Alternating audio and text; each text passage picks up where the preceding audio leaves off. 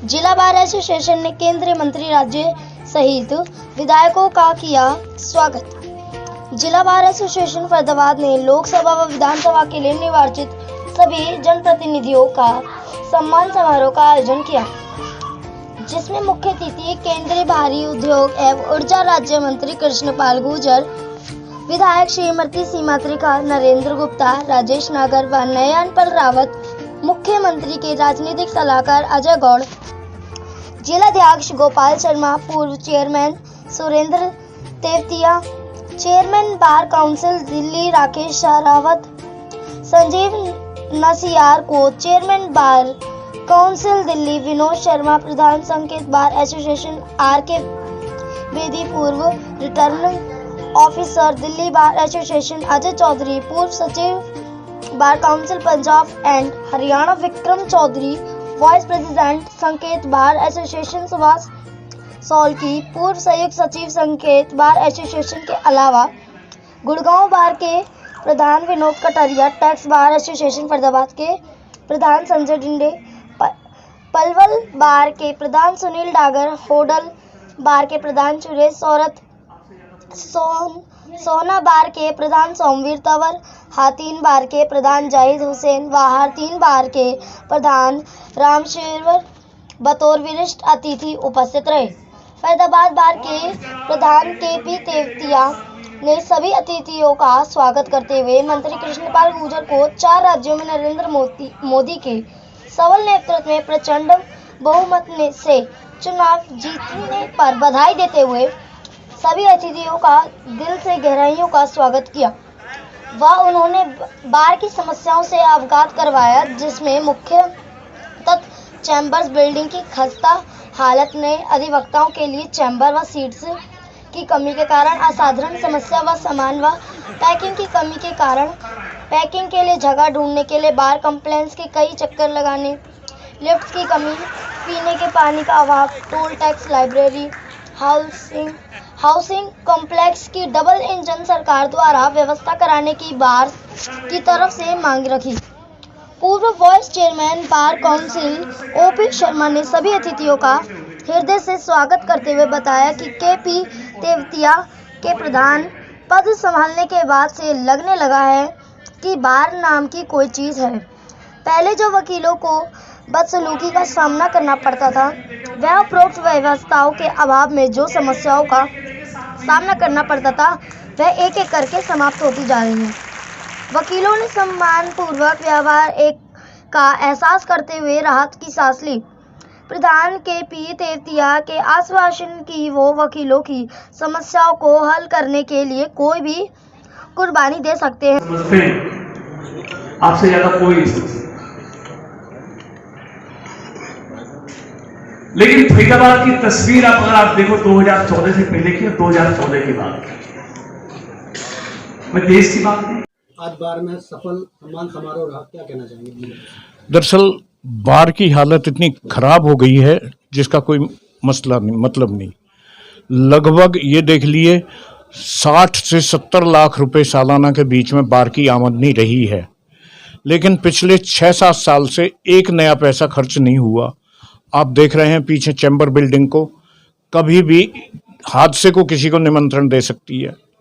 Library में books बंद की हुई हैं, कोई सफाई वगैरह का कोई हिसाब नहीं है। यहाँ तक कि जो सीट्स हैं जहाँ हजारों क्लाइंट और वकील रोज रहते हैं, वहाँ भी एक कूलर लगा हुआ है। गर्मी में कैसे व्यवस्था होगी? और ना ढंग से बैठने की व्यवस्था का कोई इंतजाम किया है, ना और कुछ किया है। तो अब शुरुआत की है कि लॉयर्स को चैम्बर भी और पार्किंग का भी ये अलॉट करके, आपने सुनी लिया होगा, मंत्री जी कह गए हैं कृष्णपाल जी के हम ये सारी चीज़ें करवाएंगे। 51 लाख रुपए वो अपने कोष से दे गए हैं और 21 लाख रुपए सीमा जी ने किया है। बाकी भी 10-10 लाख, 15-15 लाख दे गए हैं। तो हमारा 1.5 करोड़ का तो एस्टीमेट सिर्फ चैम्बर बिल्डिंग का है। तो कहीं से इधर से लाइब्रेरी है, उस सब का करके हम कोई ना कोई कैसे ही इंतजाम करने के चक्कर में है। पता नहीं पैसा कहाँ जाता रहा, ये मैं इसके बारे में कोई कमेंट नहीं करना चाहता। पैसा खूब आता रहा है। दिखाया हुआ था रिकॉर्ड्स में कि हमारी आमदनी ठेके से 12 लाख रुपए से 10 लाख रुपए साल की है, उसमें भी इनकम का मैंने जो देखा तो किसी साल में 8 लाख आ रहे हैं, किसी में 7 लाख आ रहे हैं। और खर्चे का कोई पता नहीं कहा, ना कोई पीएन दिखाई देता था, ना कुछ दिखाई देता था। अब सबकी ड्रेस बनवाई है। और बड़ी मोटी बात, पहले वकीलों को इतना जलील किया जा सकता था, ह्यूमिलिएट किया जाता था कि कोई बात हो, यहां तक अहलमदों से कोई बात हो गई तो वकील से कहा माफी मांग। तो इस सबसे दुखी आके तभी इतने मार्जिन से कृष्णपाल को जिताया, कृष्णपाल तेवतिया जी को, जो आज प्रेसिडेंट है। उनकी शराफत, सारा कुछ अभी 2 महीने में ही उन्होंने साबित कर दिया कि भाई जिस अनुरूप, जिस आशा से उन्हें चुना था वो हो गया है। आमदनी आप देख रहे हैं, लग रही है, लिफ्ट दोनों बेकार हुई पड़ी थी। एक मेरे जैसा आदमी कैसे चढ़ेगा ऊपर? और ऐसे बहुत आदमी हैं, लगभग 60 साल से ऊपर 150-200 आदमी होंगे, वो तो बेचारे ऊपर जा ही नहीं सकते, कैसे कैसे जाते हैं। और लिफ्ट फौरन दोनों ठीक कराई। अभी एक में तो इतना काम चल रहा है, इतनी भयंकर खराब पड़ी है, क्योंकि कभी मेंटेनेंस नहीं होगी तो यही होगा। ना बिल्डिंग की कोई मेंटेनेंस हो रही थी, ना चैम्बर्स की कोई मेंटेनेंस हो रही थी। बिजली के तार आप जरा देख के जाना, किसी भी हादसे को निमंत्रण दे रहे हैं, किसी भी समय कोई हादसा हो सकता है। मंत्री पैसा देके जाते रहे हैं। मुझे सीमा जी ने बताया कि शायद वो लिफ्ट के लिए और करों के लिए 16 लाख या 26 लाख, एग्जैक्ट फिगर ध्यान नहीं, वो पैसा कहाँ है, कोई हिसाब किताब जब हमने देखने की कोशिश की तो हमें कहीं दिखाई नहीं दिया कैसा भी। तो अब देखो, ईश्वर ने बार की सुनी है, मैं तो यही कहूँगा। और साथियों ने जो आज, हमारे वकील साथियों ने जो कॉपरेशन दिखाया है, जो उत्साह दिखाया है, उसके लिए मैं उन सभी को बधाई देता हूँ। और आप प्रेस साहिबान ने भी, जिन्होंने जितना उत्साह से ये दिखाया है, मैं चाहता हूँ कि ये बातें उजागर हों, सारी पता चले। ये ऐसी जगह है जहाँ जिले का हर एक आदमी, अमीर से अमीर और गरीब से गरीब, अपनी वो लेकर आता है। लेकिन पहले तो कोई सुनवाई नहीं थी। इतनी शय, कोई पुलिस वाला कुछ कहे तो वहाँ वकील को ले जाके और जलील करते थे। और खुद वहाँ जो है पुलिस के सामने भी, जुडिशरी के सामने भी, पता नहीं किस तरह घुटने टेके बैठी हुई थी। पहली बार एसोसिएशन कुछ करने के लिए तैयार नहीं थी। अब बिना किसी भेदभाव के, पहले की तरह ये नहीं कि जाति देख रहे हैं या ग्रुप देख रहे हैं, किसी भी ग्रुप का आदमी आया, आपने देखा होगा पुलिस वालों ने जिन्होंने बदतमीजी की है, क्या हाल है। और बनते ही ये मैसेज चला गया था कि अब वो पहले वाली गुंडागर्दी नहीं चलेगी किसी की भी। तो ये सब बातें हैं। तो अब आए हैं कृष्णपाल जी, सीमा जी, राजेश नागर जी, गुप्ता जी, और जितने भी हैं, नयनपाल रावत जी और गोपाल जी, अजय गौड़ जी, सब ने योगदान का जो ये हमें आश्वासन दिया है।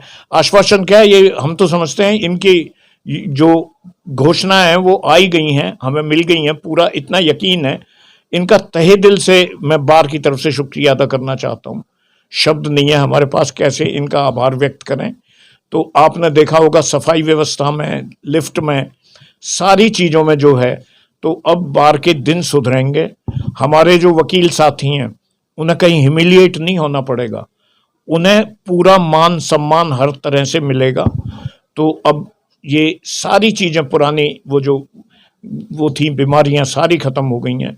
और अब मैं समझता हूँ बार का एक नए युग का निर्माण शुरू हुआ है। नया युग होगा जो फरीदाबाद को एक रोशनी दिखाए।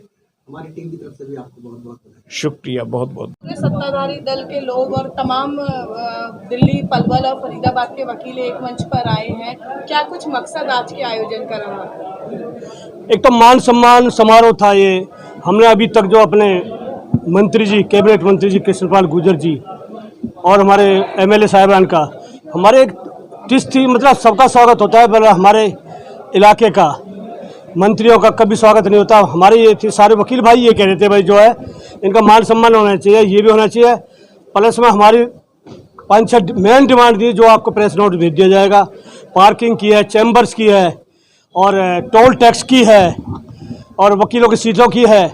तो हमारी 5-6 मेन डिमांड थी जो हमारे केंद्रीय मंत्री श्री कृष्णपाल जी गुर्जर, नरेंद्र गुप्ता जी, राजेश नागर जी, सीमा त्रिखा जी और अजय गौड़ जी, सबने हमारी ये मांगे मानी है और कह रहे 7 महीने के अंदर अंदर हम पूरा कर देंगे, ऐसा विश्वास दिला के गया। मुझे उम्मीद भी है हमारे बहुत ही अच्छे मंत्री और एमएलएज हैं जो हमारा विश्वास भी पूर्ण ये पूरा करेंगे हमारी डिमांड को। सर, एक प्रधान होने के नाते ड्रीम प्रोजेक्ट आपके कार्यकाल के दौरान क्या है आपका?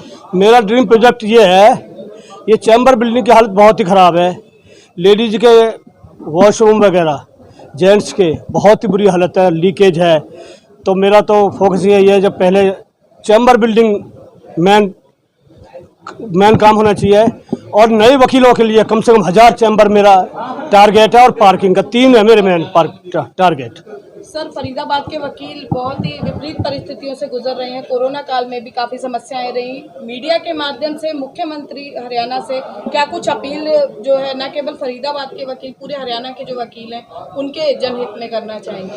मैं मुख्यमंत्री जी से और अपने मंत्रियों से, जो एमएलए से, सिर्फ एक ही मेरी डिमांड है। जो कोरोना काल में हमारे कुछ साथी चले भी गए हैं, छोड़ भी गए हैं हमें, और बहुत से काम भी नहीं रहा, तो उनके लिए तो मैं मुख्यमंत्री जी से ये कहूँगा, उनकी आर्थिक मदद मतलब पेंशन के तौर पर कम से कम 10 या 15 हज़ार रुपये महीने दिए जाएं, उनका काम हो सके। मेरी मेन बात तो ये है जी। नए वकीलों के बाद तमाम वकील जो है जिला बार एसोसिएशन के माध्यम से मांगे रखी है, क्या कुछ आश्वासन दिया है और विकास को लेकर भी कई डिमांड्स रखी हैं? देखिए, मेरी खुशकिस्मती है कि बार जो एसोसिएशन है वो कोर्ट सेक्टर 12 में, जो मेरी विधानसभा क्षेत्र में आता है, तो इसलिए पूरे बार में तो पूरे फरीदाबाद जिले के भी लोग हैं, सब वकील हैं। पर ये मेरे विधानसभा क्षेत्र में स्थित है, तो मेरे लिए खुशी की बात है कि इन लोगों ने सभी विधायकों को और हमारे सांसद महोदय को बुलाकर उनका सम्मान समारोह रखा और अपनी समस्याओं के बारे बताया। तो मैंने उन्हें आश्वासन दिया है कि जो जितनी भी सड़कों के बारे में उनकी चिंता थी, आसपास की डेवलपमेंट की, बहुत जल्दी सब डेवलपमेंट बड़ी तेज़ गति से हम कराने का आश्वासन दिया है। और जो आसपास साफ़ सफाई की बात है, पार्किंग की बात है, उसका भी मुख्यमंत्री से मिलकर हम इनके लिए कोशिश करेंगे कि पार्किंग की जो जगह है उसमें पीपीपी मॉडल पे यहाँ पार्किंग बनाने का काम सेक्टर 12 में जल्दी ही शुरुआत कराएंगे। रही बात इनकी अपनी पर्सनल जो इनकी बार एसोसिएशन की बिल्डिंग है, उसके लिए माननीय केंद्रीय कृषि मंत्री जी हमारे साथ सांसद जी बैठे थे, कृष्णपाल जी, तो उनसे हमने डिमांड की और उन्होंने हमारी डिमांड मानकर 51 लाख रुपए बार एसोसिएशन को दिए। मैं कृष्णपाल जी का धन्यवाद करता हूं और बार एसोसिएशन को हमने विश्वास दिलाया कि मुख्यमंत्री से मिलकर जो भी उनकी डिमांड्स हैं ज़्यादा से ज़्यादा हम पूरी कराने का कोशिश करेंगे। सर, भाजपा की 4 राज्यों में बम्पर जीत का हरियाणा की राजनीति पर किस तरह से असर मानते हैं भाजपा की दृष्टिकोण से? देखिए, मोदी जी के नेतृत्व में जो एक सुदृढ़ भारत की नींव रखी गई है और जो गरीबों के लिए अंत्योदय की योजना पे जो मोदी जी ने प्रधानमंत्री बनने ही जो कसम ली थी, प्रण लिया था, उसको हर प्रदेश में लागू कर रहे हैं। और जब हम किसी अच्छे मन से अंत्योदय पे काम करेंगे और गरीब लोगों के जीवन स्तर को उठाने का काम करेंगे, तो मुझे नहीं लगता कि किसी प्रदेश में भी हमें दिक्कत होगी। तो जो हमारा काम है मोदी जी के नेतृत्व में और सब मुख्यमंत्री के नेतृत्व में बहुत अच्छा चल रहा है और हमें पूरी उम्मीद है कि पूरी भारत की जनता और हरियाणा की जनता का पूरा प्यार भाजपा को मिलेगा।